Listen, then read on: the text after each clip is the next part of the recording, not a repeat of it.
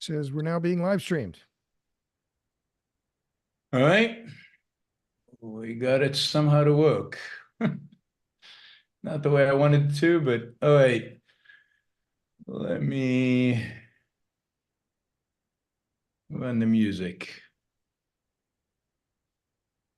The radical, fundamental principles of freedom, rational self-interest, and individual rights.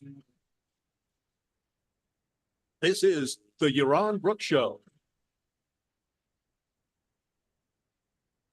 All right, everybody. Welcome to Yaron Brook Show on this Monday evening. I apologize for whatever reason. Zoom did not want to connect. Now, I am curious. Do you guys are you guys on? Can you guys see video? Where's the streaming to? Interestingly. Yeah, we've got that. All right, so we're on a different channel. Let me just stay on a different stream. Let me just get everybody to go to the right place. And let me pull this up. B, do that.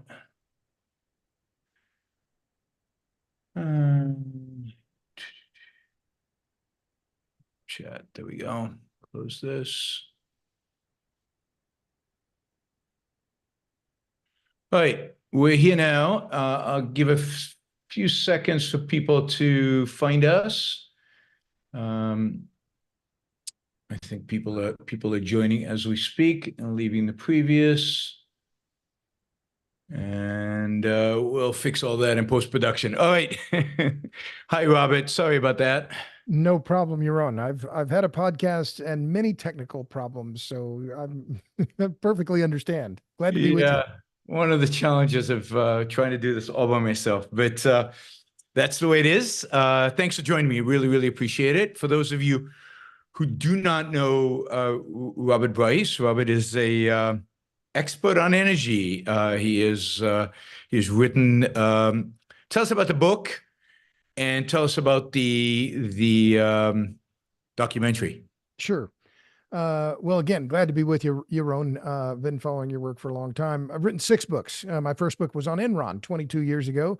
I've been writing, talking about doing public speaking and thinking about energy and power systems now for over 30 years, 35 years. My latest book is A Question of Power, Electricity and the Wealth of Nations, out in paperback. You don't have to read it, you just have to buy it. I'm the co-producer of 2 documentaries. The first one came out 4 years ago called Juice, How Electricity Explains the World. And the latest is a 5-part docuseries called Juice, Power, Politics, and the Grid, which is available for free on YouTube. We've had over 3 million views. Check it out, juicetheseries.com. Yeah, I watched it recently. It's really worth watching, guys. It's in short segments. Each one is about 20 minutes, right. So it doesn't consume a huge amount of time. And I watched it on 1.5 speed, and it was a lot of fun and really, really interesting. So I encourage everybody to go watch it. So electricity is at the heart of our lives. It's everywhere. We really couldn't survive very long without it. I live in Puerto Rico, where electricity is pretty fragile. But I guess the shocking thing about the last few years is, well, you kind of get Puerto Rico being fragile. It's an island. It's corrupt. It's poor. It gets hit by hurricanes all too often. It's got hurricanes, but we've seen California, and we've seen Texas have power outages. I mean, these are 2 of the richest, most advanced places on planet Earth that you would think had invested in the infrastructure. So what's going on? What makes our grid, even in America, as rich as we are, as vulnerable as it is? Well, a lot to unpack there. First, I'll just mention Puerto Rico because I've only been to Puerto Rico once, and we went there for our first documentary, Juice: How Electricity Explains the World. And after the hurricane, I think it was Maria that hit, 9 months later, there were still people in Puerto Rico who didn't have power. And they were doing whatever they had to do to get the electricity they needed, including running small generators. And that was one of the things that led me to this, what I call the iron law of electricity, an idea I stole from Roger Pilkey Jr., which was his iron law about climate policy. But the iron law of electricity says people will do whatever they have to do to get the electricity they need. And we saw that clearly in Puerto Rico with people with small generators. And, in India, we saw people steal power regularly. And in Beirut, people will, go to the generator mafia and pay 2 electric bills to make sure they get electricity because Electricité du Liban is corrupt and can't keep the power on. So, but the fundamental, the easiest way to answer your question, Yaron, is grids are hard to manage. I mean, electricity has to be generated and consumed at effectively the same time. So it's not like other forms of energy. It's ephemeral. And electric grids very clearly, and they reflect the societies that they power. So Puerto Rico, corrupt, hit by hurricanes, your grid reflects the society. Here in Texas, we adopted these ideas about free markets and the rest of it. Well, when the chips were down back in 2021, the free market didn't save us because there was no accountability. In California, they want to add a whole bunch of renewables and, all the rest of it. So their power prices are going toward the moon and their electricity is unreliable because of bad policy. So, this is just one of the peculiarities about electricity. It's our most important form of energy, the one that's growing the fastest, and yet it's the hardest to supply and do so reliably. So, free markets usually solve these problems. So what is it about electricity that prevents them from working in this case? And is it really a free market? I mean, my sense is whenever they talk about deregulation, all they really mean is re-regulation. That is a change of regulation, but the government's still heavily involved. And why does Texas, of all places, have so much, so many wind farms? I mean, Sure. and other things. I mean, how did that happen in Texas, the land of natural gas and oil? Sure. Well, let me start from where you started there, talking about the idea of free markets and electricity. And I'll just say it very clearly, there's no such thing as a free market in the electricity business. It just doesn't exist, right? This is the way the system is set up. It's a natural monopoly. I have one set of wires coming into my house. Yep. So the idea that these companies are somehow competing for my business, well, wait a minute, there's only one meter. There's only one set of wires. How are they competing? Well, it's this construct of this idea of deregulation, as Ken Lay at Enron put it, now, more than 25, well, now almost 30, more than 30 years ago, for what he called the restructuring of the market, which allowed all these companies like Enron to come in and play in the power market, particularly with wind and natural gas. And that was what Enron wanted to do. So Enron was a very innovative company. Obviously, they went bankrupt famously in the biggest bankruptcy in American history to that time in 2001. Yep. But they achieved that. They got this idea of deregulation by convincing key Republicans in Texas, and we have this in other states as well. Oh, well, we'll let the free market work, and the Republicans go, oh yeah, that's great, because they don't really understand what electricity is or how the system functions.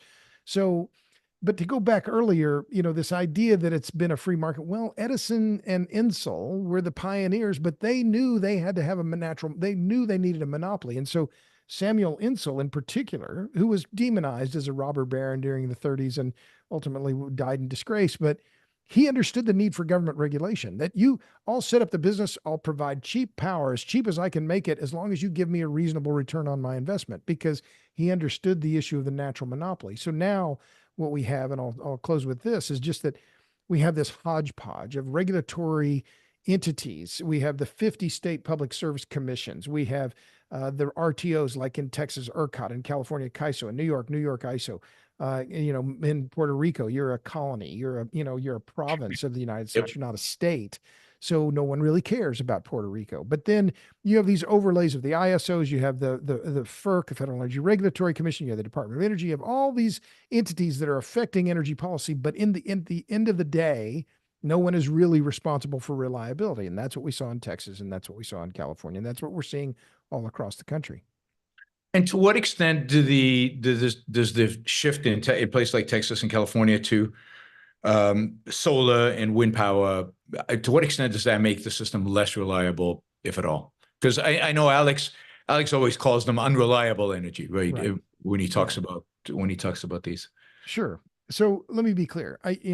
Solar and wind are growing, and they're growing rapidly. Well, why is that? Well, largely it's because the massive amounts of tax credits that are being thrown at them, right?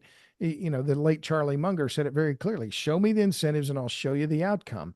Why are utilities, why are these, I call a lot of them just climate change carpetbaggers, these, fly-by-night companies that are Invenergy, other companies that are the developers, but they don't, they develop these projects and then flip them or sell them or, whatever, but they don't have skin in the game. They're not responsible for reliability. They're interested in the tax credits. And so that's what the incentive is.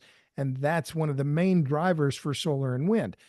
Do they have some effect on CO2 emissions? Yes, I'll grant you that. And I have 8.5 kilowatts of solar panels on the roof of my house here in Austin, Texas. And why did I do that? I got a subsidy, Yaron. I'm opposed to energy subsidies unless I'm getting them. Okay. So, let's look at the incentives and I'll show you the outcome. But then on top of the incentives, of course, including the Inflation Reduction Act, you have all these decarbonization mandates. And now in May 9th, the EPA puts out a new regulation on greenhouse gas emissions that could force the closure of, if the law stays in effect, which it should be stayed, it's still legal, will force the closure of all the coal plants in America. That's 16% of all the generation in the country, and it'll have to be done in the next 8 years. This is a catastrophic policy coming from this administration. And these, how do these tax credits work? How do these? Because it sounds like almost these companies are making money off of the tax credits. So do they just take them off the top line revenue? Well, it's not quite that simple. The investment tax credit and the production tax credit, and the ITC is used mainly for solar and for offshore wind. Production tax credit is mainly used for wind energy, onshore wind energy. Yeah. I see ITC for offshore wind and solar, PTC for onshore wind.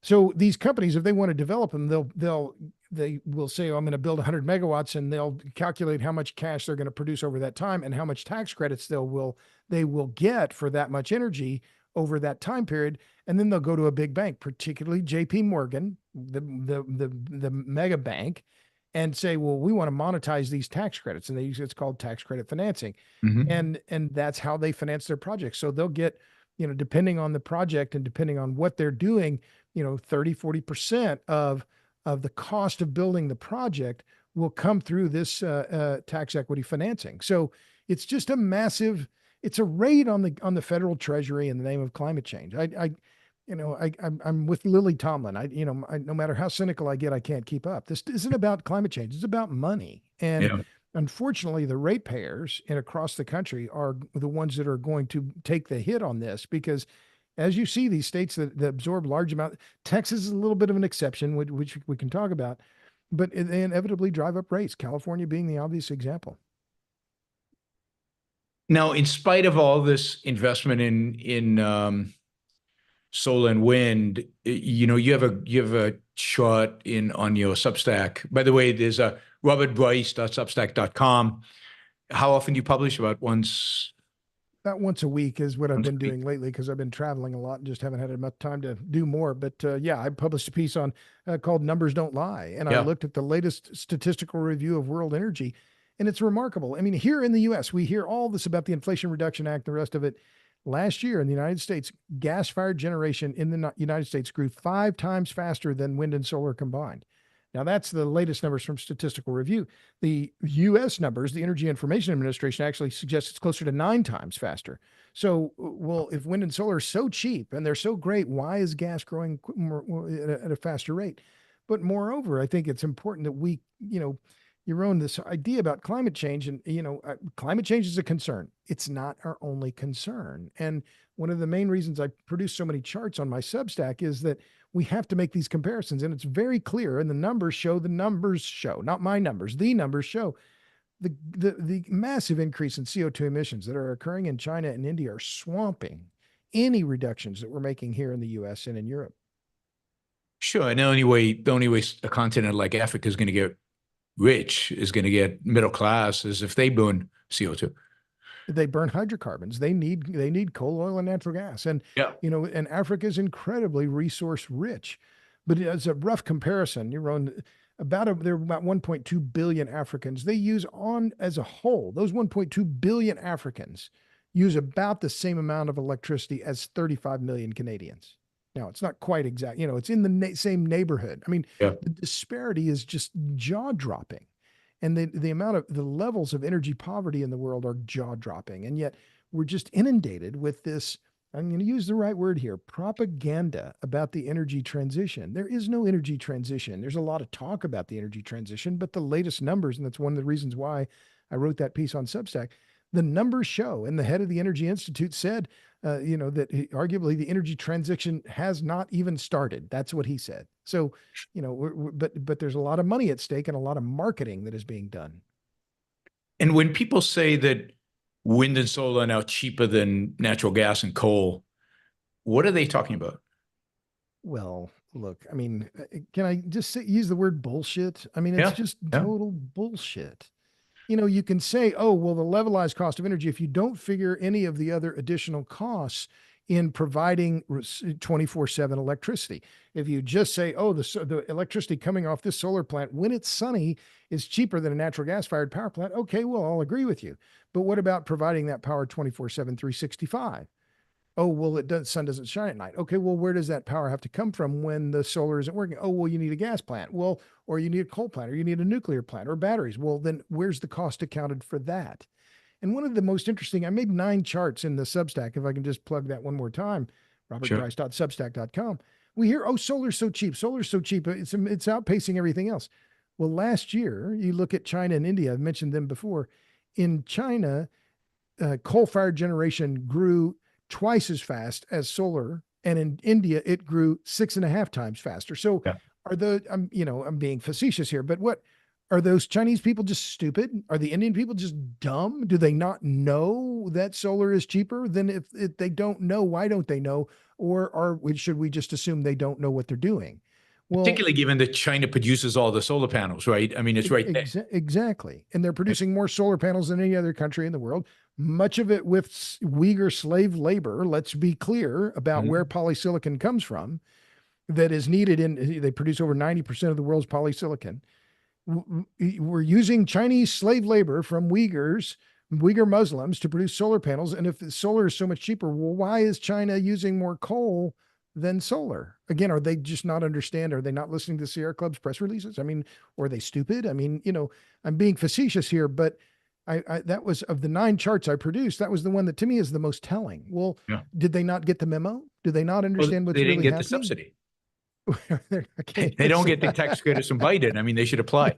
Yeah, that's right. I guess we'll have the the federal debt isn't high enough. We'll extend the Inflation Reduction Act to all foreign countries in the name of climate change. Yes.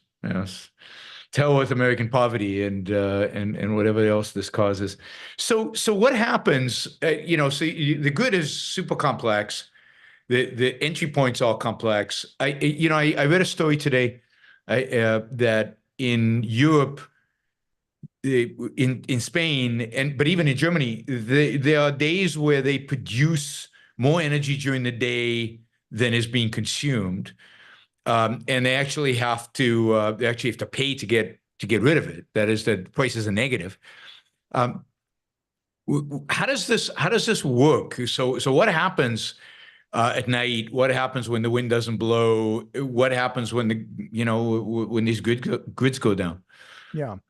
Well, let me just echo or just bolster the point you made about the complexity of the grid, because this is the other thing that I think is really, it's essential for people to understand that the U.S. electric grid has been rightly called the most complicated machine ever built. And I think that that's right. So we have 330 million Americans. We're spread among, this massive territory, and we depend on something like 3,300 different electricity providers. And somehow it all works. I mean, it's just truly incredible. There are 2,000 public power companies in publicly owned utilities, like here in Austin Energy. You're in Puerto Rico. You have PREPA, right, which is the island utility, publicly. Yeah, we now have. It was privatized, Oh, right. Yeah, forgive me. Right. But so you have 2,000 publicly owned utilities of wide variety of sizes. You have 800 or 900 electric cooperatives. You have 180 investor owned utilities like Duke and Constellation. You have then the public power entities like Tennessee Valley Authority and Bonneville. And then you have the transmission organizations that the people that own the wires. And then they're overseen, as I said before, by FERC and NERC and the state utilities and the city councils, the cooperative boards. And somehow Yaron, since 1882 and the expansion from Edison on, it somehow it's miraculous. I mean, it truly is miraculous that Yeah. it works. Yeah. That somehow this mishmash of different organizations, geographically, different cultures, different economic interests and geographic differences, it all somehow works. So that complexity is just, it's a marvel, and it really is a marvel.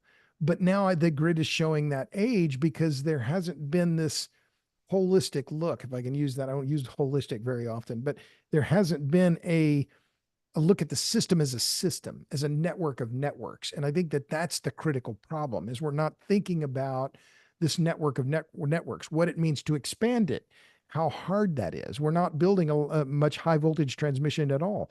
And if we want to build more, we have to have transformers. Well, who builds the transformers? Well, a lot of the high power transformers, or almost all of them, are built overseas. Here in the US, the distribution transformers are in very short supply. And now the DOE just promulgated new rules that are going to make those more difficult to build because they wanted to make them higher efficiency. So again, I forgot your other part of your question, but I've just had to amplify this.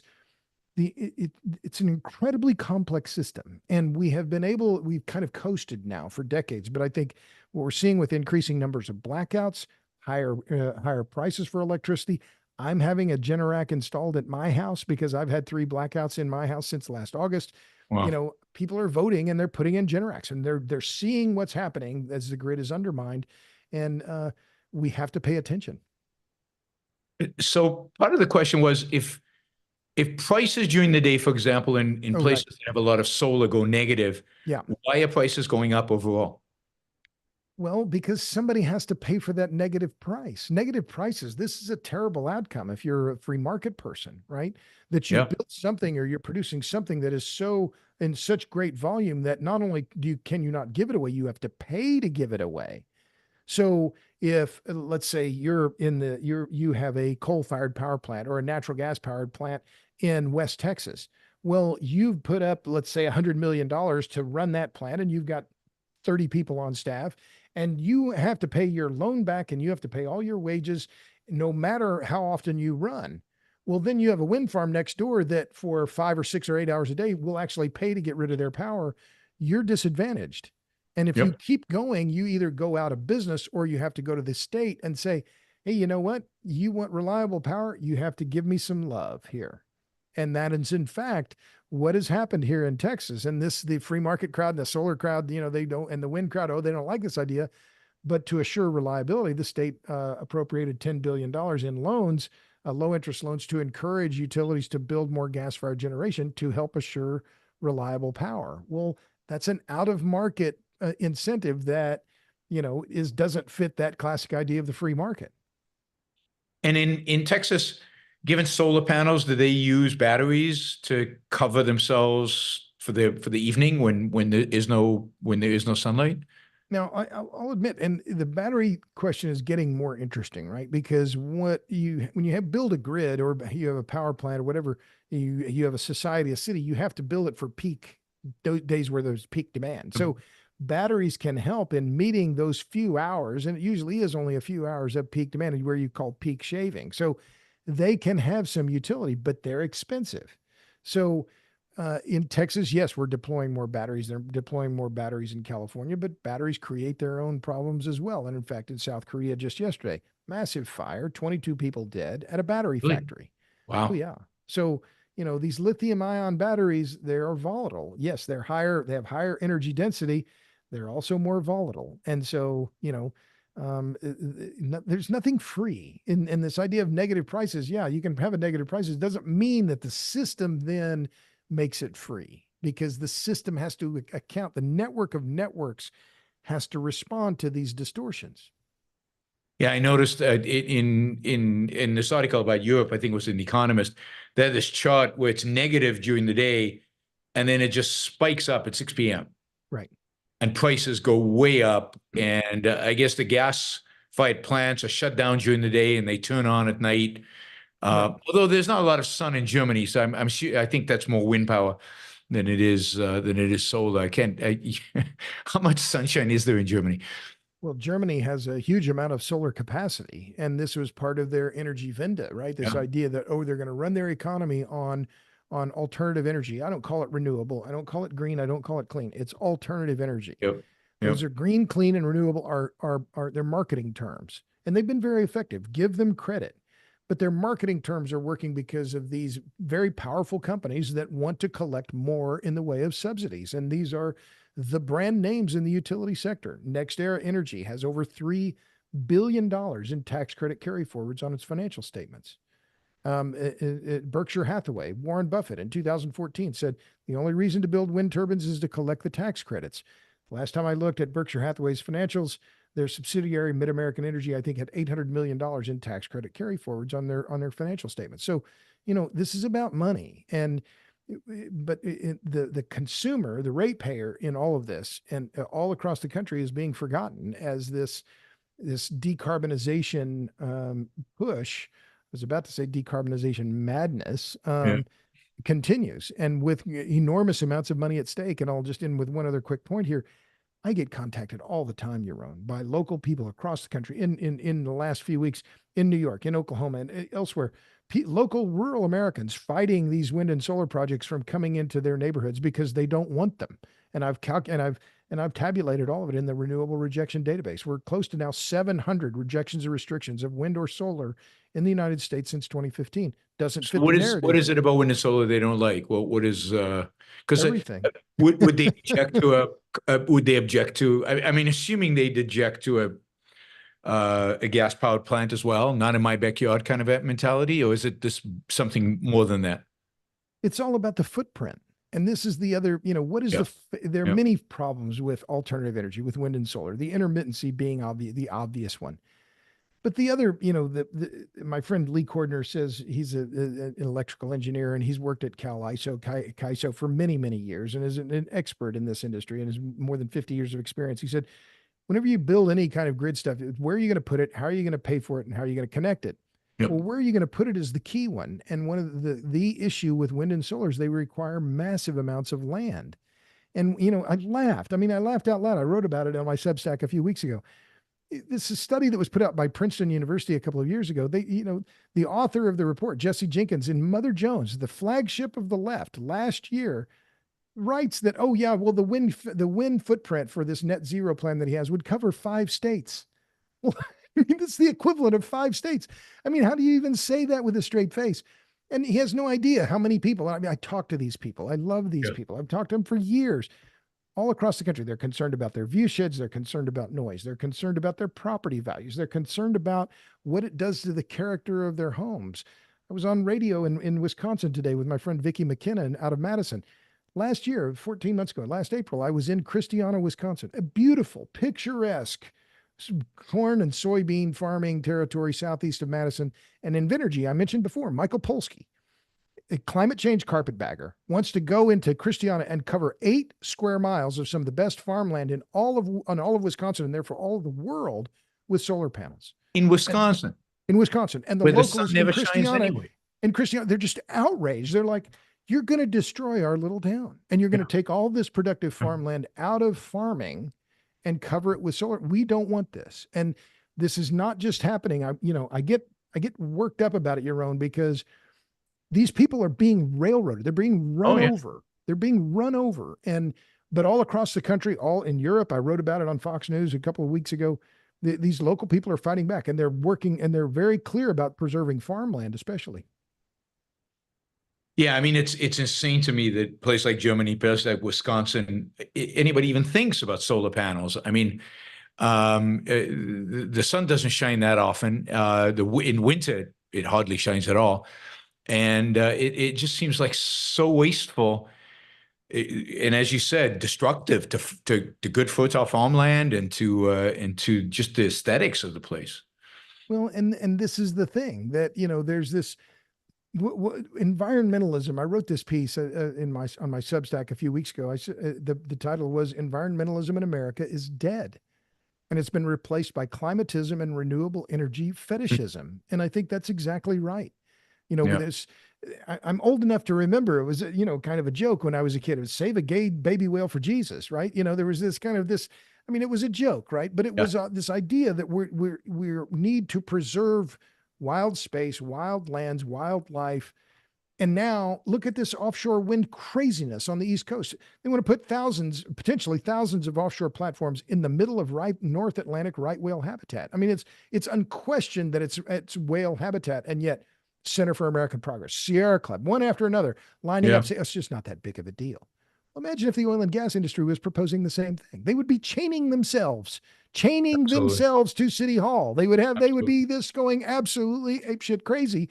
But because it's wind, it's part of this fetishism and, climate change. Well, no, damn it. We need to preserve wild space. I'm a lifelong bird watcher. I am for Mhm. preservation of wildlife, and that has been completely thrown overboard in this climatism, this corporate climatism run on the treasury by the NGO corporate industrial climate complex.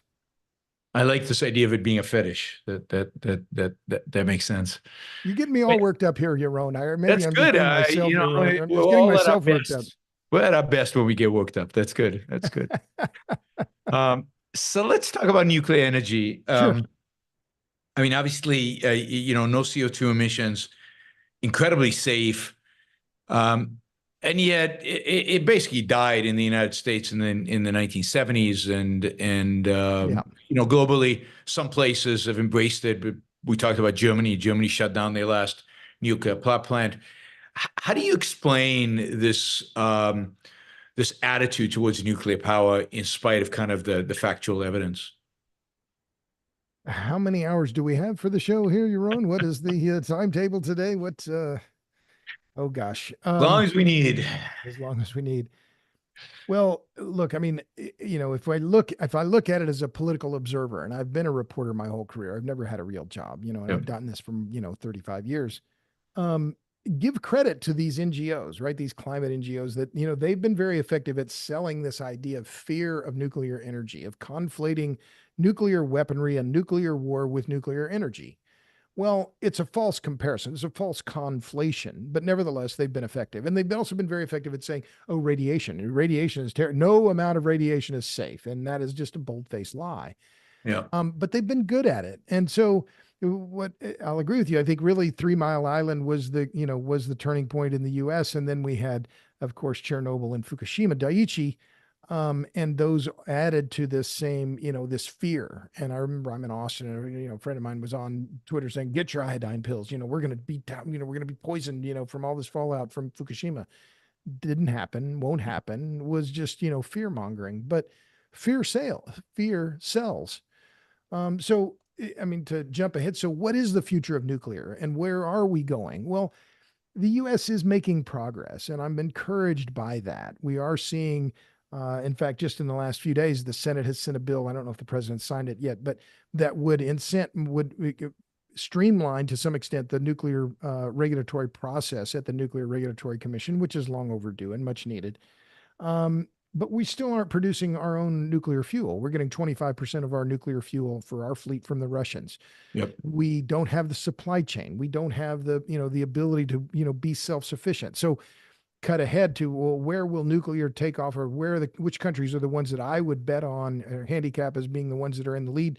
Canada is one of the first because they have the CANDU reactor. It's their native design. They have plenty of uranium from Cameco. They can just take the rocks out of the ground and put them in the damn CANDU. I mean, it's an amazing technology, and they're going to double the size of the Bruce Power Station in not in Alberta, but in Ontario. And is that the largest in the world? It's the largest in the world. Oh, and they're going to And they're double it. building a BWRX 300, an SMR in Ontario. They have the strong backing of the government. They have strong backing of labor. France would be the other one to bet on, and then I would say Poland, Romania, the Eastern European countries who don't want to deal anymore with Russians. They have a lot of history with the Russians, all of it bad, and they want to have a nuclear sector, and so they're going to press forward. But the U.S. will come along, but hard to build new nuclear in the United States, and right now with natural gas at $3. It's the economics are hard and challenged, and so is the regulatory environment. Yep. Even with this bill that passed Congress, I mean, is this going to make it more competitive? Well, I think it will over time. And again, let me be clear. I've been pro-nuclear for, I've been saying the same thing, and I kind of get bored because in my old age, I just feel like I repeat myself. Yep, I know the I've feeling. been saying the same thing over and over. But natural gas to nuclear, this is the stance that I've had for more than 15 years. I'm saying if we're serious about decarbonization, these are the ways forward. So natural gas, we're now producing 43% of the electricity in the U.S. is coming from natural gas. Nuclear, yes, we added 2 gigawatts of new capacity at Vogtle 3 and 4 in Georgia just in the last few months. That's great. But remember, the size of the U.S. electric grid is enormous. We have 1.3 terawatts of installed capacity, over 1,300 gigawatts. So we've added 2 gigawatts of nuclear, but it took us 12 years. So let's be sober, but let's get started. I'm not saying don't start. I'm not saying any of that. I'm saying yes, these regulations and the streamlining the regulations will help, but we have to solve all of these issues at once, including the capital, the regulatory part, the fuel part, the supply chain part. All of them have to come together into a very complicated grid, as we talked about before, where there's an entrenched and very effective set of NGOs. They're not environmental groups. NGOs who have made their livings by being anti-nuclear for decades, and they're not going to change. And the Sierra Club has said, we're not going to change. We still hate nuclear. And Greenpeace and the rest of these, hair shirt. It's amazing that Canada, with all the crazy environmentalists over there, are going for this. Why isn't the United States just importing uranium from Canada and importing the nuclear designs? Obviously, the Canadians know what they're doing. It's not Russia, it's not the Soviet Union. Why don't we trust their designs and just import them? That's a good question. And I can't give you a good answer. The can-do design is one that is proven very effective and very safe, and it's their native design. They don't have to enrich their uranium. They can just dig the freaking rocks out and throw it in there, and it works. I don't know. It's just incredible. But it's a national champion. And so that's part of it. And then here in the US, back to this free market idea, it wasn't until I was in France and it was in Paris now, 15 years ago. And it was a French guy said, by the way, at 3 Mile Island, there were 2 reactors. The control rooms in the 2 reactors were built by 2 different firms.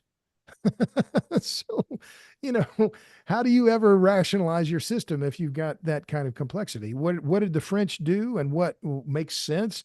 They built one kind of reactor and they made them by the dozens. And so they have all of their workforce. They can go from one plant to another plant to another plant. All the stuff is the same, and they standardized around one design, and that has served them well. Now, have they done all the maintenance and all the work that they should have done to maintain them over years? No, they've fallen behind. But Macron, give him credit. He's facing a lot of challenges, but he has seen what is going on and has come back to nuclear and realized, no, this is one of France's strengths. So it requires, this is the key here, I think, Yaron, if I'm going to sum it all up, to have a strong nuclear sector, you have to have strong government backing, and it has to be decadal. It has to be bipartisan, and it has to be robust. And that you have that. It's a large degree in France. That was how they got, after the 73 oil embargo, that they went down the nuclear pathway. They were very united. In the United States, we don't have that kind of robust government backing. When President Biden has not, to my knowledge, ever said a positive thing about nuclear energy, not one time. Yeah, I'm not surprised. He's a Democrat. I mean, it's just the way it is. It's been the partisan divide over this, and the Democrats for 50 years, only said, only trash nuclear in their quadrennial trash platform. Nuclear and carbon, right? Carbon fuels. What about China? Is China developing significant nuclear power? They are, and China is an interesting case because they are building more nuclear capacity than any other country in the world. But I published this on Substack, robertbryce.substack.com, a few weeks ago as well, pointing out that China is now building 6 times as much coal-fired capacity as they are nuclear. Yeah. And in India, it's about 5 times. India is also building a lot of new nuclear capacity because the way I see it, and no one in the government in either country has told me, but they're looking at this as an energy security issue, right? Mhm. I'm sure they have some concern about climate change, but they are also looking at this as a commercial issue and also as one where they need to hedge their bets. And so China's building, I think, 25 gigawatts of new nuclear capacity, something like that, under construction now, a significant amount, but they're building 130,000 megawatts of new coal capacity. So, let's be very sober about where we are and what's going on. What's your assessment of these small nuclear power plants that a lot of people are talking about as potentially the future in the United States? Well, they have a lot of potential, and this is one of the things we talked about before. That yes, there are. Here, I just pulled up the numbers. Yes, China's building 140,000 megawatts of coal capacity and 26,000 megawatts of nuclear. In India, it's 30,000 megawatts of coal and about 5,000 megawatts of nuclear. Wow. And just to be clear, the U.S., we now today have no new nuclear capacity under construction. Not one nuclear reactor is now being built in the U.S. You have Vogtle 4 came online a few weeks ago. So what about SMRs? Well, a lot of people want to talk about these small modular reactors, and there are a bunch of paper reactors that are in the marketplace trying to find backing, trying to find financing, and therefore construction. And so we're not short of good ideas. We're not short of good designs. What we're short of is deployment and getting these projects through the regulatory process and into actual, producing electrons. So which are the ones that are the most promising? Light water has worked well, but molten salt could be good. The natrium reactor that Bill Gates is promoting, what do they call it? A fast breeder reactor. Molten salt designs, thorium designs, high temperature gas, all of them have their merits. But again, which one will succeed economically is the question. I'm a particular fan of Thorcon International. They're building their idea is to build power ships using a thorium-based reactor. And, you're in Puerto Rico, you've seen the power ships that pulled up in the port there while they're running on fuel oil. Well, imagine if you could run them on a nuclear reactor. And the Russians have already done this in Siberia, in Pivek with a nuclear power ship. So that idea is very robust.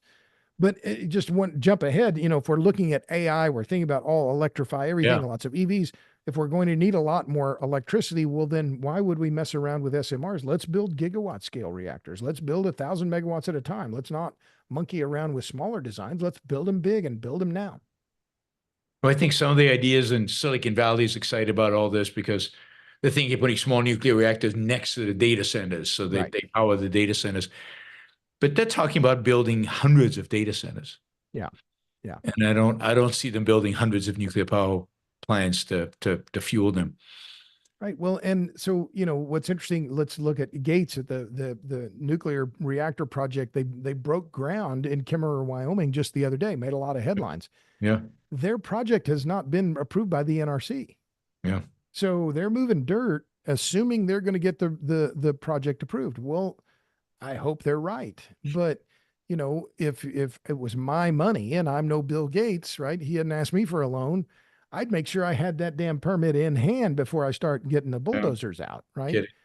But, they think they're going to succeed. And so I think there's a similar project, a demonstration reactor here in Texas at Abilene Christian University. I think they're moving dirt or built a building, but they don't have a permit for their reactor design yet. So a lot of promise, Yaron, a lot of promise, a lot of promising ideas.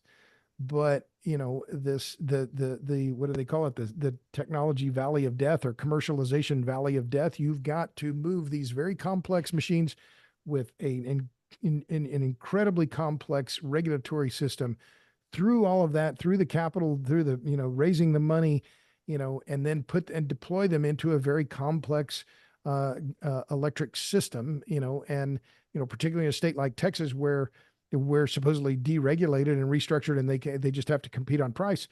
I don't see how they're going to do it. Yeah. What's your sense of? I know you've written quite a bit on this. What's your sense of the electric vehicle markets? Tesla stock price is down from its peak. The Chinese are building EVs that are pretty cheap, but 100% tariff in the U.S. And then I guess the Europeans are right now negotiating with the Chinese about what kind of tariff they're going to get. Rivian just went bankrupt. Rivian went bankrupt. Lucid is going to go bankrupt. Fisker Okay. went bankrupt. Or no, I'm sorry, Fisker went bankrupt. I don't think Rivian. I misspoke, but Rivian's on. They're teetering on the edge. They're losing all kinds of money. Ford is losing about $65,000 for every EV they make, and they're not making up for it in volume. They lost more money on their EV business last year than they made in net profit. Wow. So look, I've been skeptical about electric vehicles for as long as I've been, positive about natural gas and nuclear. EVs are the next big thing, and they always will be. How many do you see in Puerto Rico? How many electric vehicles? Well, I live in a nice building with people with money, and okay. And more people have shifted to electric vehicle than I would have expected. So the building. But you don't drive that far. You can't drive that far. You're on a little island, so I know. So you can't go anywhere. But I also think what happens if Maria hits, another Maria, and electricity's out for. I mean, even in this area, which is at the heart of San Juan, we didn't have electricity in this building for 3 months. After Maria. After Maria, so they ran the generator. But they only ran the generator in the evenings because diesel costs were too expensive because it's very difficult to get diesel to the island. Because of the Jones Act. One of the first things I would cut is the electricity for electric cars. Much more important to run the elevator and the air conditioning in Puerto Rico than a bunch of. So I'm kind of happy that I've got my gas guzzling SUV rather than electric. But my neighbors, they have electric. They're almost all German electric cars. Interesting. Huh. The nice one, the BMWs and the Mercedes Benz. Oh, okay. And, well, yeah. Right. The nice electric cars. My neighbors are richer than I am. But on the one hand, we don't drive very much. I do, I don't know, 4,000 miles a year. Right. Yeah, that's which was what I did a month in California, I think. Yeah, sure. So yeah, it's.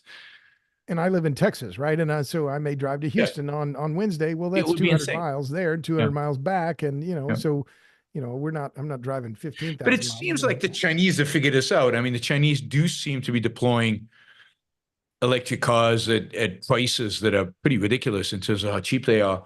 Sure. And stories are that they're decent. They're not, they're decent quality. Is that because they're all subsidized by the government, or they really have a technological breakthrough in terms of production? Well, I think there are several factors. First, let's talk about why did China push so hard for electric vehicles? I think it's very clear it's in their national interest. And why is that? Well, if China is a huge coal consumer. And they in fact, China, the latest statistical review, they consume more coal. I think 56% of all the world's coal now is consumed in China. China 56? Consumes more coal than all of the rest of the world combined. So that's great. So if you're a country like China that doesn't have much oil reserves or oil production, and you need transportation, then EVs make sense because you can run your cars on coal.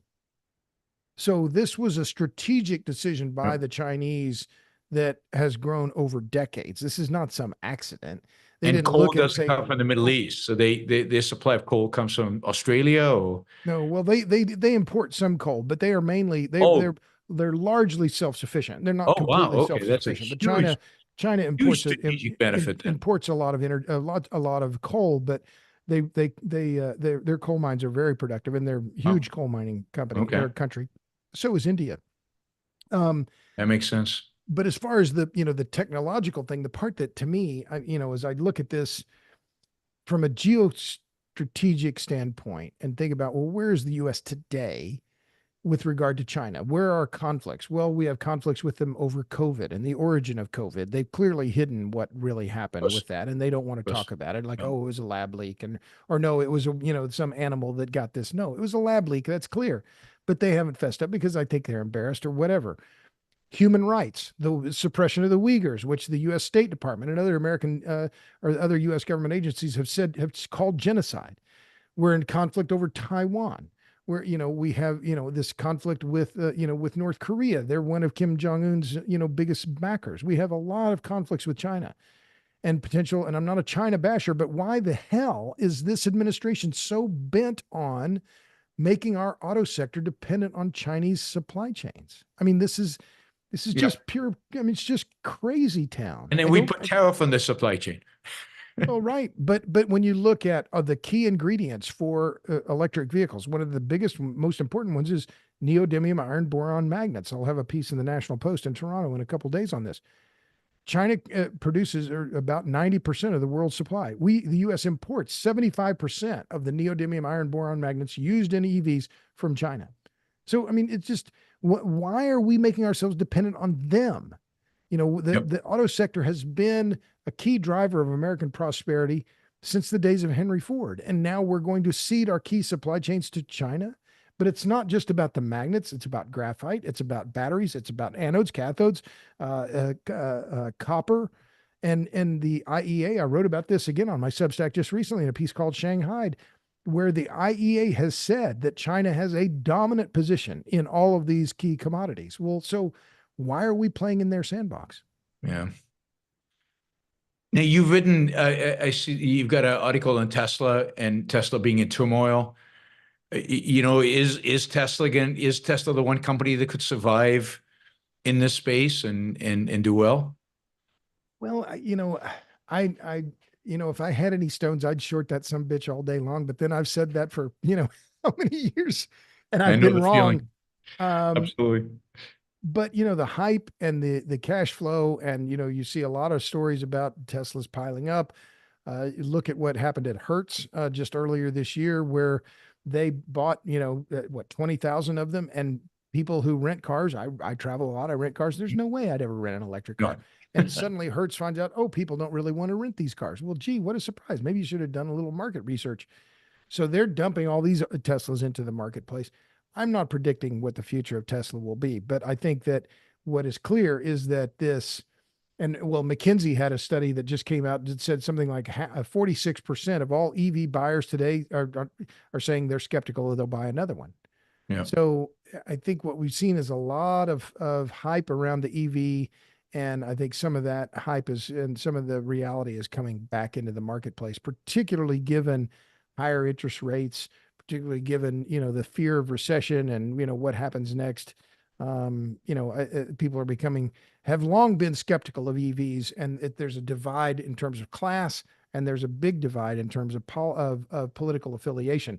Democrats are much more likely to buy an EV than are Republicans.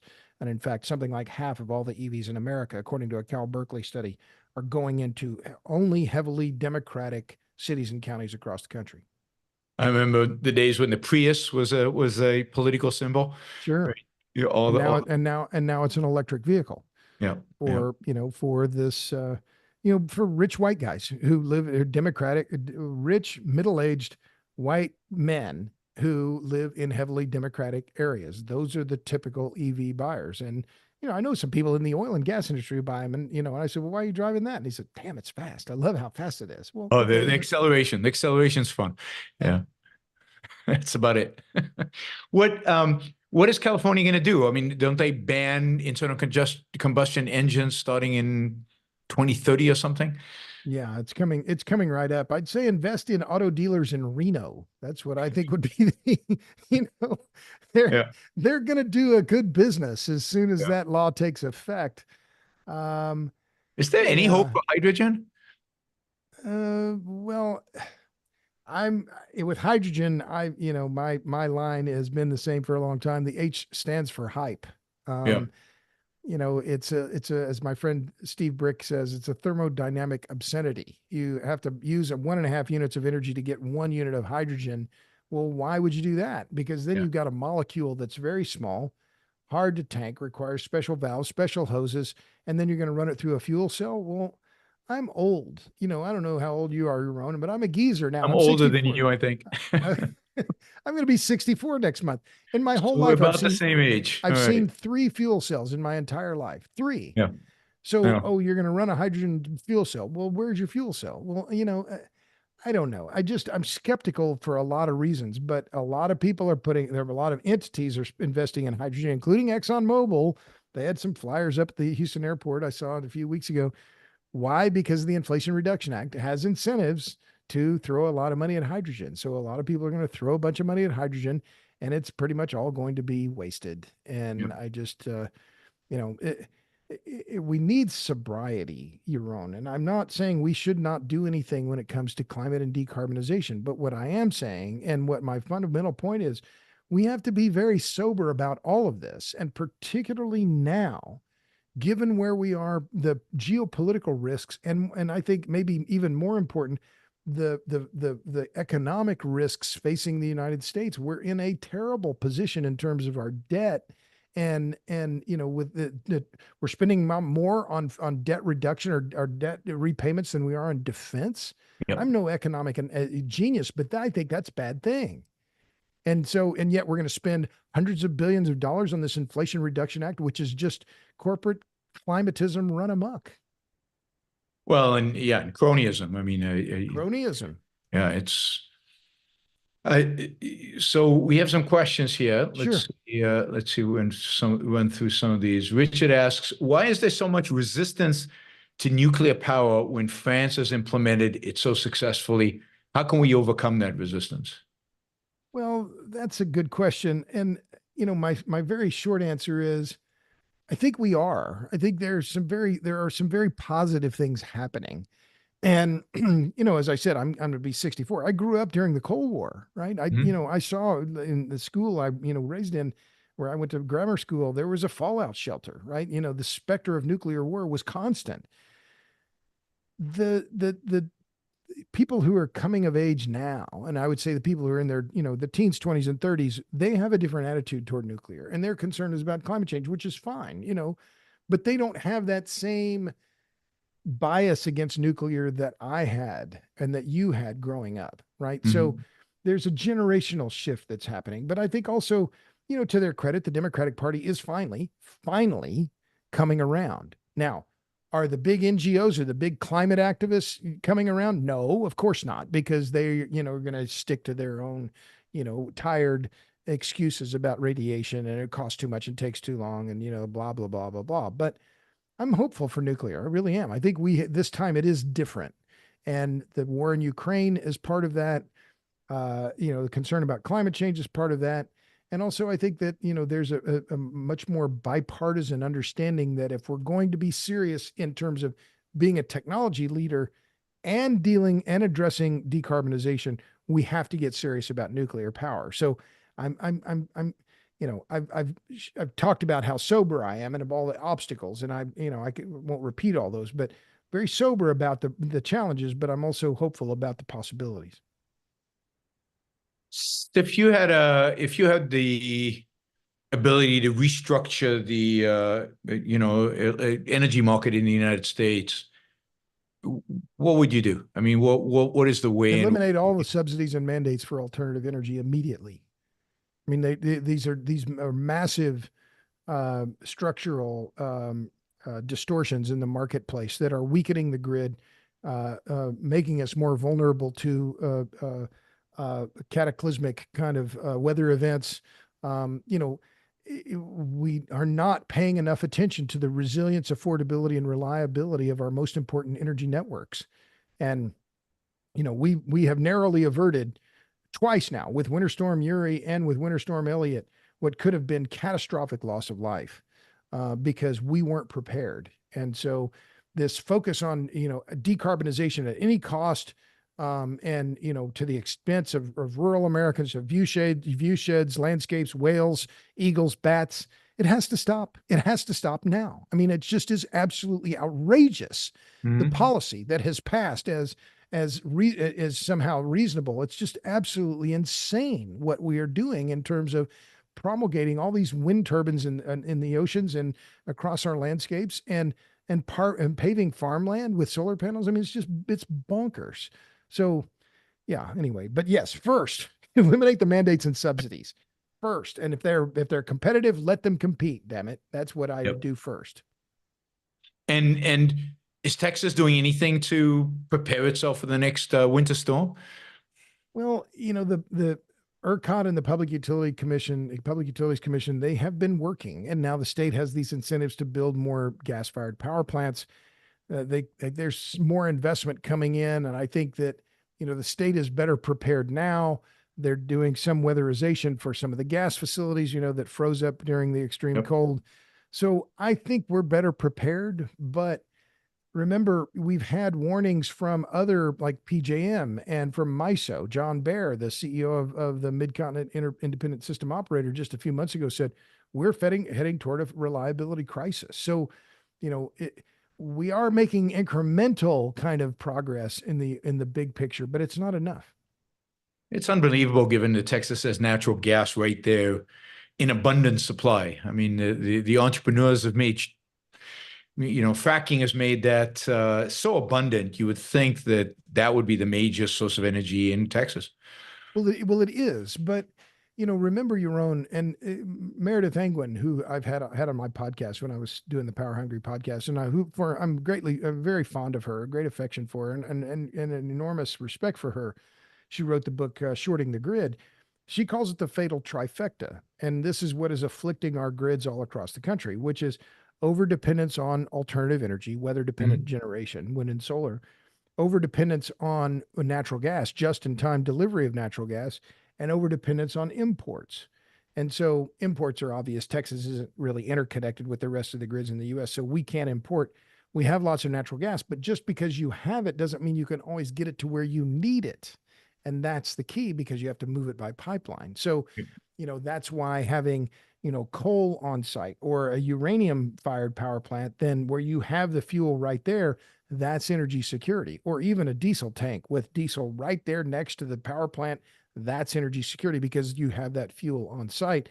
And then, of course, the third part of that, just overdependence on imports, overdependence on gas, where you're competing with the generation units will be competing with businesses and homes for the same molecule when the chips are down, and then overdependence on weather dependent generation. Because that was the case during Winter Storm Uri, when the grid was on the precipice of collapse. Within a few minutes, wind and solar weren't available; they were gone. They went to Cancun with Ted Cruz. Shazbat says, Robert, what's your favorite fictional power source?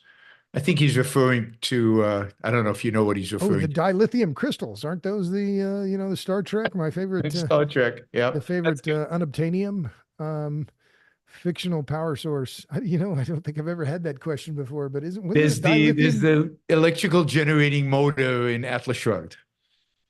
Oh yeah, well, or maybe it's these these ideas that we're going to have geostationary kites that are going to be solar powered. That's the these are ones people have actually with straight face say this is how we should do it, and I'm like, you're out of you just don't know what you're talking about. Satellites that send down. No, there'd be earth tethered kites. Earth tethered kites. Yeah. It's like, okay, come on. I mean, it's just the silliness.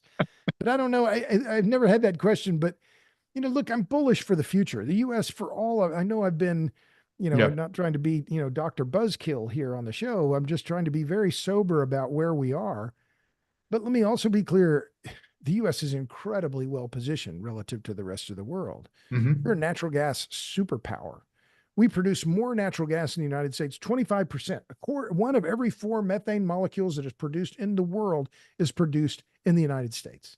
I mean, it's just incredible. We produce more gas than Iran, China, Canada, Qatar, and Norway combined. I mean, it's just, and that low-cost natural gas has been an incredible benefit to the U.S. economy over all this time, because we use massive amounts of gas, more gas than any other country in the world. So, we produce, we're now a significant oil exporter. We're a significant LNG exporter. Our natural gas is key to Europe's security. We have more coal than any other country in the world, although we seem like we don't want to burn it. So, the U.S. has this incredible system and network of networks with the gas pipeline networks, the rail networks, the power grid. We're incredibly well positioned now at this point in world history, and we just have to be very careful not to screw it up. Yeah, and it strikes me that if we ever got behind nuclear, if we really did lower the regulatory barrier, I mean, the capital and the brain power and entrepreneurship of Americans will, will generate solutions that I don't think many people can imagine. I mean, that's the beauty of it. We don't know what the future holds. No. If we actually unleash the mind, if we actually unleash people, Yeah. and I agree, but I think we also have to be very clear that the technologies that we have on our energy and power systems are the ones we're going to have. There is yeah, no better mousetrap that's going to come along. Fusion, okay, I'm old. I've heard fusion since I was 10, right? Yep. It's 50 Yep. years away. Okay, now maybe we're 25 years away, but even still, we know what the way forward is. I've said it I'll say it again, natural gas to nuclear. These are the ways Mhm. forward. High power Yep. density, low material intensity, low carbon, very well proven technologies that can be deployed at scale here in the United States and around the world. Well, let's get cracking. Do you have a sense that a Republican administration would have the guts, I guess, to really do away with all the subsidies? Is there any reason to believe that? No. No. Yeah. And is that because of the entrenched well, NGOs and I don't everybody know. else? Unfortunately, look, I'm no fan of either any of the presidential candidates. I don't think anybody is or should be. Doddering old fool one, doddering old fool two, and then you Yeah. have Robert Kennedy, who's anti-nuclear, anti-fracking, and anti-vaccine. Okay, so Yeah. great. I'm so excited. I can't wait to vote. Yeah. But the Trump administration, if he wins, let's just assume that. I'm not predicting this, but Yep. right now, given Biden's weakness, and that weakness includes his frailty. Yeah. Let's He be could clear. win. Trump could win. Yeah. Trump clearly could win, but he's going to come into office without a lot of political, muscle. Let's be clear. Mhm. A lot of enemies in the media and in the clerisy. And who's he going to get to work for him after he burned all those people? He burned Rex Tillerson. Tillerson was rich. He was worth $500 million. He'd quit Exxon. He was on, raising horses. He goes to work for Secretary of State. Very capable guy. And, Trump fires him and calls him dumb as a rock. Well, who's going to go work for this asshole? I mean, truly, Yeah. which worries Yeah. me sincerely. But remember, the other part of this is that the corporate interest now with the Inflation Reduction Act, they're looking around saying, "Hey, this is great. You don't Yeah. roll back these subsidies. We like these." So Yeah. you have the American Clean Power Association, Edison Electric Institute, all on the same side saying, "Oh no, don't change the IRA. We love this." Well, of course they do. So, there's one other point here that I think is important, and I've said it many times in the speaking engagements. If Trump wins, okay, so let's assume that he does. Forget the issues around who might work for him. He's like an ATM for all the climate activists, right? Oh, well, look who's in the White House. Now you really have to give us more money. And they'll use him to raise even more money than they have under Biden. And further, they're not going to quit. And I've written about this as well on my Substack, robertbryce.substack.com. The anti-industry industry is a $4.7 billion a year business. These NGOs they're operating on budgets of hundreds of millions of dollars a year. They're not going to go away if Trump gets elected. They're going to continue pushing these same bad policies that are weakening the grid, forced electrification, electric vehicles, all the rest of it. And instead of at the federal level, they'll realize, okay, well, Trump's here. We're going to go work at the state and local levels. And they've done that and they'll continue doing that. So, and they'll work the administrative state, which remember you mentioned California and EVs before. The California Assembly didn't pass that measure. That was passed by CARB. Yeah. Let's see. Anonymous user asks, why do fossil fuel and metal-rich areas like Scandinavia and South Africa struggle with energy costs? Why don't they just make more resources towards fuels and raw material industries? Well, okay, South Africa is an interesting case. There's African National Congress, I think, wasn't Mandela's party, weren't they just voted out of power in South Africa? Well, not out of power, but they need to form a coalition in order to establish. They'll still be the largest political power in South Africa, sadly. Yeah. So I've only been to South Africa once, but I know from talking with my friend Hugo Kruger and others, the corruption's a big problem, and and it has been particularly since the end of apartheid, and apartheid was corrupt as well. But if corruption is endemic, as I put it, theft is the enemy of light. if there's a lot of theft in a community, in a government, it undermines the integrity of the entire system, including the electric grid. So South Africa has a long way to go. The Scandinavian countries, they're high tax, more socialist environments. And so energy is taxed more heavily there. That's my first thought there. Interesting to know that, let me see now, it was in Sweden and Norway, both have announced major discoveries of rare earth elements in those countries just in the last few months. In addition, big discovery in Wyoming as well, which may help reduce our dependence on China over a period of decades. But yeah, mining is going to be one of the, haven't talked about mining at all, but that's one of the other big issues now in and around these discussions about the energy transition, the overhyped energy transition that is coming more to the fore. I think there was another find in the ocean bed off of Japan, and it was in Wyoming here in the United States. There's some huge those seabed nodules of manganese or magnesium or something, that is interesting. Although I don't know that mining in the deep ocean seems a little I don't know, difficult. Yes. Aren't the Scandinavian countries also, other than Norway, which has all the oil, aren't they pretty strong on nuclear? Aren't they advocates for nuclear? Well, Finland, they finished the Olkiluoto 3 reactor, which now has come online and apparently is working pretty well.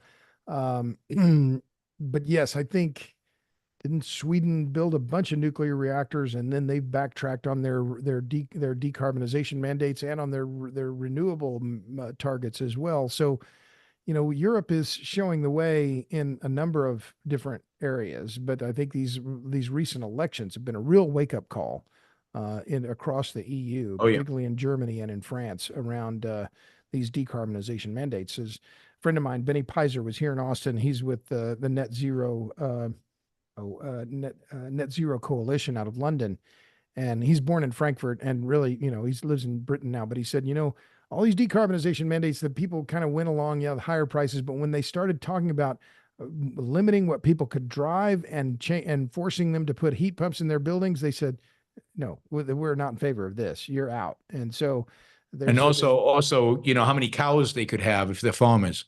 Yeah, there's the whole Netherlands methane. Yeah, right. So limits on fertilizer, et cetera. Yeah. Yeah. There's a huge rebellion. I think a lot of the move to the right, really driven by two issues: immigration and climate change. Yeah. And the anti net zero crowd. Right. Well, and also what was interesting in a lot of these countries where they lowered the voting age to 16. And so you had younger people now voting. And in the past, they had been reliable turnout for the Green Party. Wasn't the case this time. Nope. And so the Greens, the so-called Greens, lost big in Germany. I think they become a rump party. I think now their support went from 20% to 12% or less. Similar numbers in France. So, this patina, this foolish attraction to these these climatists once the voting public really started to understand what was at stake and how draconian some of these measures are, they're pushing back. And the politicians are recognizing that, as if Macron didn't understand with the yellow vest before, but now they're getting another dose. I have no idea why he called that election. It seems like suicide to me. Go figure. I mean, Yaron, I'm to the point in my life where no one knows anything, right? Why would you do this? I mean, it just like, who's in charge? Well, Sunak did the same, right? And it's like, well, what do you think is going to happen? So I don't know. I mean, the conservatives in England are going to be wiped out. I mean, I don't know. Sunak had to have an election sometime this year. So a few months, probably, I don't know if they're going to matter, but at least buying some time might have mattered. Macron had no reason to call an election, right? He could have kept this going for another couple of years. So yeah, I don't know. Who advises these people? But just one quick point on Sunak. So who was his predecessor? Liz Truss, right? She was only in office for what? 11 days, something like that. 6 weeks or something. I don't know. But she's a Tory, and Sunak is a Tory. And one of the first things she did when she got into office in the wake of the Russian invasion of Ukraine was to say, we're going to begin fracking again. We're going to start drilling for gas and produce more gas. And there's a history, and Britain has good shale. They could produce more gas. Sunak comes into office. What is the first thing? He reverses the thing again. And I'm like, what are you doing? I mean, do you not understand what is really happening here? And yet there's just this kind of, I don't know why, why Sunak, I guess he had to appease some interest group, but why he would take that move, I think was just pure foolishness. Yeah. I mean, he's governed very much in the center, even left of center. So, he figured that's where the British public were, but I don't think they were. I think, yeah, I think Liz Truss was on the right track, and she blew up because she got bad advice and she couldn't communicate what she wanted to do. Right? She had a tax plan that was not very good, but she had no idea how to explain it to the people, right? One of the things you have to do as a politician, if you're going to be a little radical, is have a good communication strategy. And she had none, and she just collapsed. Yeah, it was pathetic. Yeah. But Boris Johnson won that overwhelming majority and blew it completely. Do we really get the leaders we deserve? I mean, sadly, I think we might. Maybe it's something about maybe not me and you deserve, but I think as a culture, maybe we get exactly the leaders we deserve.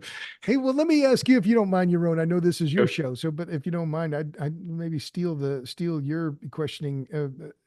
This is a question I like to ask because I'm just curious. And we talked about the debt, and we talked about America's situation in the world, and the dollar still being the reserve currency is one of the things that the U.S. has been coasting on for a long time. Sure. So I call this the $10,000 question. If I gave you $10,000, I'm not going to.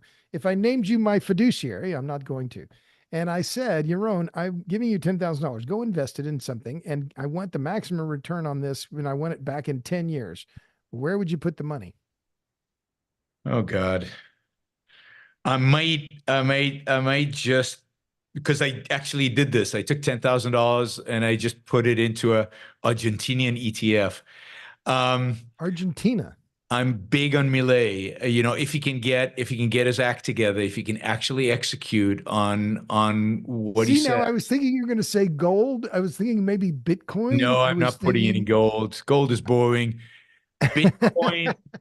Bitcoin. And you don't understand Bitcoin? I don't understand Bitcoin. I don't think it's something, I have no understanding of it. I'm starting to get a little bit of an appreciation for it, but I just think that if it gets too big, the Fed and the government will stamp on it. I think they'll push it. They don't want competition. The Federal Reserve doesn't want competition in currency. Right. So I don't think I'm worried about it long term.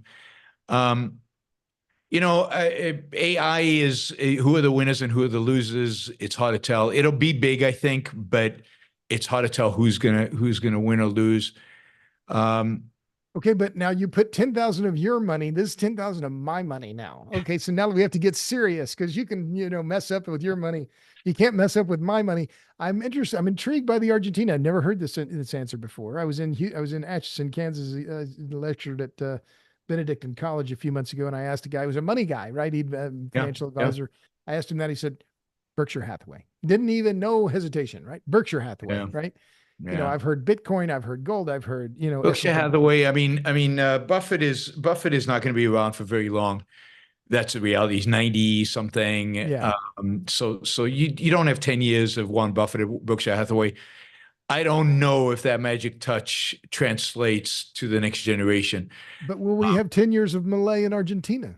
I don't know. So Argentina is a big risky bet, partially because we don't know if we have 10 years of Milei. Also, we don't know if Milei will get stuff done, right? So he does not have much power in parliament because he's the president, but he has no his political party is very small. So can he get anything done is the question. But if he manages to do half of what he says he will do, and if he dollarizes that economy, there's a massive upside. We're talking about Argentina, which is a natural resources rich, farming product rich place. Yeah. A real good human capital. I mean, smart people, educated, and it's being destroyed. It's being destroyed by regulation and controls and central planning and all of that.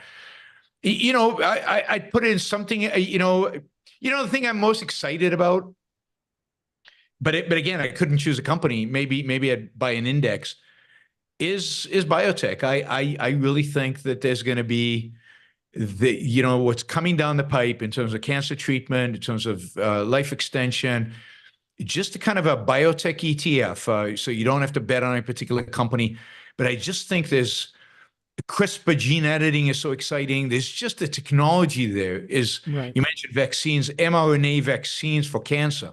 Right. It's just fascinating. And the early results are amazing.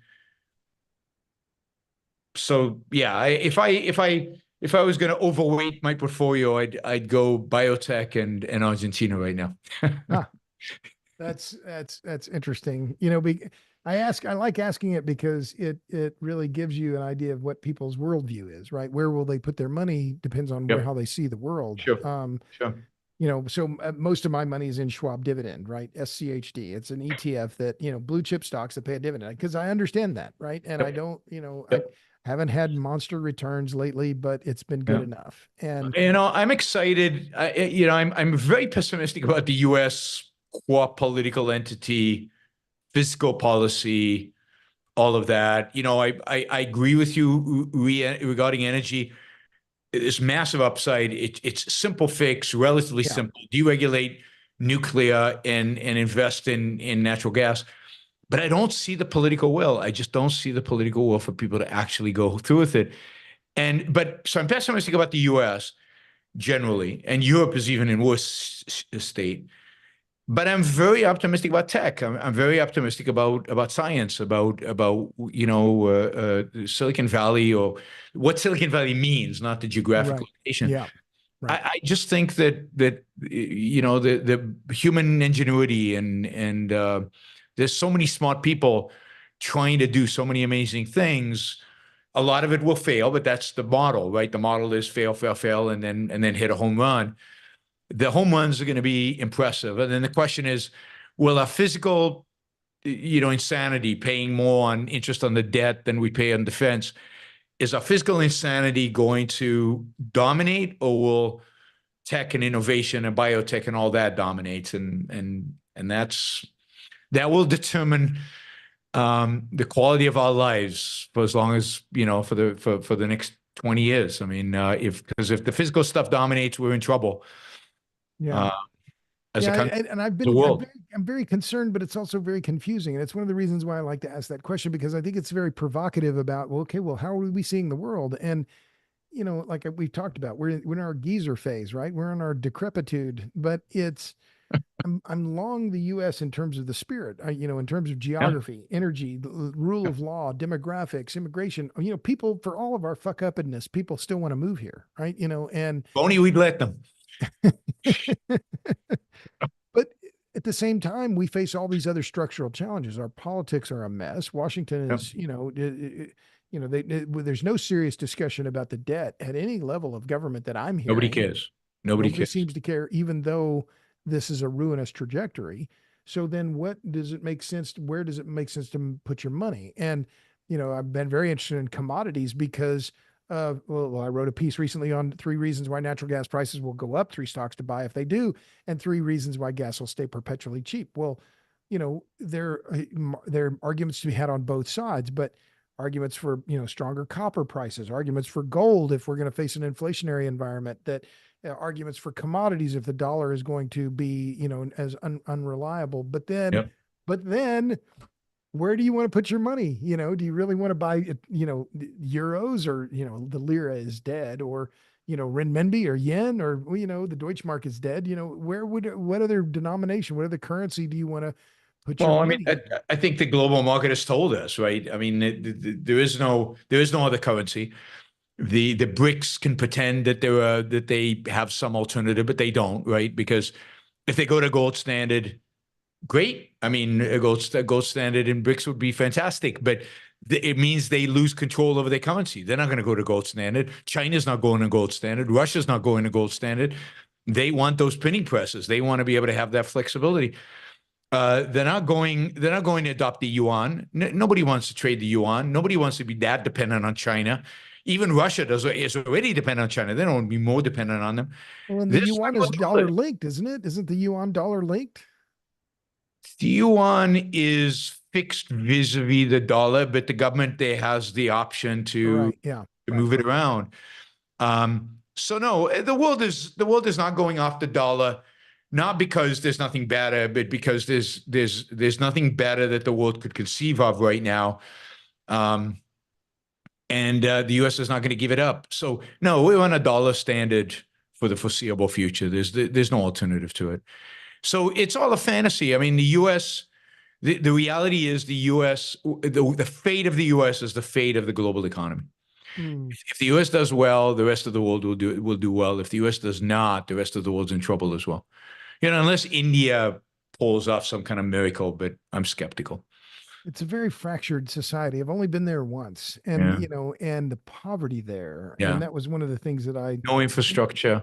Yeah, the infrastructure is terrible. I mean, they haven't built a road in Calcutta since 1952, I don't think. I mean, and the people are amazing, and it was very friendly, but the pollution was unbelievable. And I talked to one business guy, met him, we just chatted for a little bit, and he said, the regulatory thing here, it's just, you're an American. He said, count yourself lucky, because we, just the regulatory things that we have to deal with, he said, are just killing our ability to do business. And, it takes them months to get any kind of permits and, anything else to make anything happen. So, I guess, what is the bottom line from what I'm hearing you say is, United States sucks. And the only thing that's better is that everybody else sucks worse, right? Yes. Which is sad for all of us. Right? It is sad, because I think, I used to be optimistic about China, and I no longer am, because I thought they were moving towards more freedom. I'd say in the mid 2010s, but they took a U-turn, and they're moving towards more authoritarianism, which is a disaster. Well, and their demographic issue is one that, Peter Zion talks about it a lot. And yep. I'm not sure. Well, I don't buy into a lot of his worldview, but I think that, that demographic issue is a key one. And the U.S. demographics are still, they're worrisome, because the baby boom is over, and now we're below replacement rate for, women having kids. And that's going to have a big change on academia, because by the beginning in 2026, the number of incoming freshmen is going to be plummeting. And so might be good. Get rid of some of those professors. Early retirement just sounds good for all of them. A lot less crap being taught. Yes. I know demographics is big in Europe. It's big in Asia. I mean, Japan and South Korea are even worse shape. Right. But I think at the end of the day, it's about freedom. And if the countries that are free are going to do okay, and the countries that are not going to do okay. And freedom means also some responsibility over fiscal stuff and over budgets, and the U.S. has to get its act together. I don't know. There's nobody in the political scene at all, anyway, who has anywhere close to the right ideas about this. So I don't know where it's going to come from. Yeah. And maybe things will have to get a lot worse in the U.S. before they get better. But something has to give. Something has to give.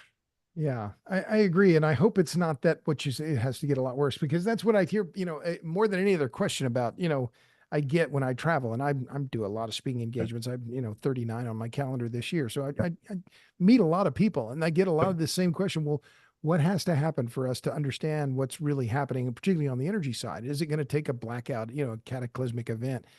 And I always reply, well, I hope not. I really hope not, because the loss would be, the losses would be enormous. Well, usually when things get worse, when things get really bad, then they get worse. So it's not the case that whenever things get bad, they get better again. Politically, usually when things get bad, people look for a leader that will tell them what to do. Yeah. Yeah. Well, if I can make one other plug, I know we've been talking a long time, but just I have like 5 questions still left. But yes, well, my plug is on the docuseries, but juicetheseries.com. I hope I mentioned juicetheseries.com. If I didn't, go to juicetheseries.com. Yeah, and they're all available on YouTube, so you can get them all on YouTube and watch That's them. right. All right, let's do this quickly. What are the incentives for maintaining the electric grid besides reaction to a crisis? Well, for the utilities, blackouts are bad, right? Because they cost them revenue. So Yep. there's very clear incentive for a lot of these utilities. We'll look at PG&E or look at XL. Both of them have had, weren't maintaining their infrastructure, and they've had very costly wildfires. Well, they're going to cost those utilities a ton of money. Mhm. Right? PG&E already, XL is hundreds of millions of dollars potentially in losses. So they have an incentive to keep the lights on and to do it well. But what I see in both those cases is those utilities are, their focus is not on, resilience and reliability. Their focus is on ESG and decarbonization and tax credits and wind and solar. And, and you can see it in their documents that this is what their focus is. Yeah. Nilfur asks about storing nuclear waste. That scares a lot of Americans. How safe is it, and how do we educate people about it? It's very safe, and I take people. Well, the way you educate them is take them to a nuclear spent fuel cask. I've been near them. Stand right next to it. This is where they're storing it. This is not going to hurt anybody. There's no problem here. And also, I think the way we change minds is make people understand the amount of waste, which is really a misnomer. It's the used fuel. Yep. That if you take all of it, it would fit and stack it to a height of 10 or 15 feet. It would fit onto on one football pitch. It's not that much stuff. And my other response is, look, this is the thing that the NGOs, the Sierra Club crowd and the rest of them, we can't store the waste. And there are a bunch of states, I think now still 9 states, in Washington, West Virginia is the only state that's repealed it, or 10 states that have said we can't build new nuclear until we have a waste repository. Well, that's just a way, to block new nuclear. But the reality is that nuclear waste is incredibly safe, and it's this is just a canard that has been used by the anti-nuclear industry forever. But my other response, look, is France has been handling their nuclear waste, high-level waste. They put it into one location in La Hague. If the French can do it, we can do it. They're no smarter than we are. No kidding. Mark Thomas asks if you wanted to contact you about a new free market think tank in California, what's the way to best get in touch? I'm easy to find. RobertBryce.com. I'm on Just the go to the Google. website. I'm easy to find. I'm on TikTok. I'm on Instagram. I'm on LinkedIn. I'm on Substack. If you can't find me, you're not looking hard. Yep. All right. Final fun question. Frank says, I play 12-string guitar. What are the 2 on the wall? Well, that is a Martin cutaway, Venetian cutaway. That is a rosewood neck and a spruce top. And then the other one is a Mexican Stratocaster with the tobacco sunburst. Oh, cool. I am a perennial beginner on the guitar. I love guitars, but lately I'm having a hard time to getting them off the wall and into my hands, but I'm going to play them tonight. I promise you. But yeah, Stratocaster and a Martin. I have a good guitar collection. All my kids play, and I play badly and seldom lately. That's great. That's great. Good. Well, thanks. Really appreciate it, Robert. Thanks for the time. Ron, it's been a real pleasure. Glad we could make this happen. Absolutely. Absolutely. Great, guys. Don't forget, there's the Substack, robertbryce.substack.com. There's the book, A Question of Power, and Juice. Juice, what's the subtitle? Juice, Power, Politics, and the Grid at juicetheseries.com. I think I mentioned juicetheseries.com. It's free. We've had 3 million views on YouTube. Excellent. All right. Have a good night. All right. Thanks, y'all. Thanks, everybody.